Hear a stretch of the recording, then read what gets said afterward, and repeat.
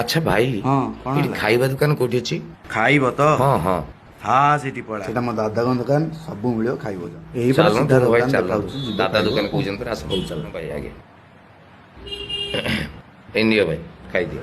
ନା ଭାଇ ମୁଁ ଏଗୁରା ଖାଏନି ତମେ ଖାଅ ନଉନା ଭାଇ। ହାତ ଯୋଡୁଛି ରେ ଭାଇ ମତେ ବାଧ୍ୟ କର ଆରେ ଏମିତି କଣ ଖାଇଲେ କଣ ହଉ ଦିଅ ଖାଉନ ଭାଇ ଖାଅ ପ୍ଲିଜ।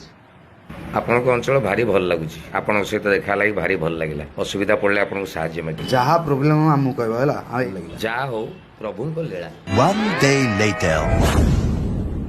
हे पिंकू भाई ହଁ तम वीडियो कौन पूरा भाइराल हो गलानी କୋଉ ଭିଡିଓ एइट देखुन एइ देख एइटा ଦେଖେଇଲୁ एइटा देख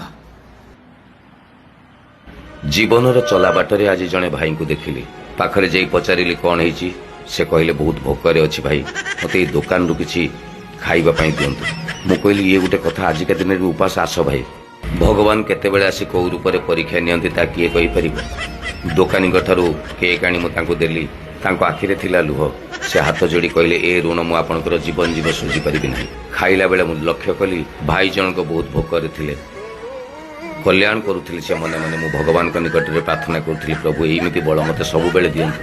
ଆଉ ସିଏ କହୁଥିଲେ ଆପଣ ମଣିଷ ରୂପରେ ଭଗବାନ ମୁଁ କେହି ନୁହେଁ ସବୁ ସେଇ ଉପରବାଲା।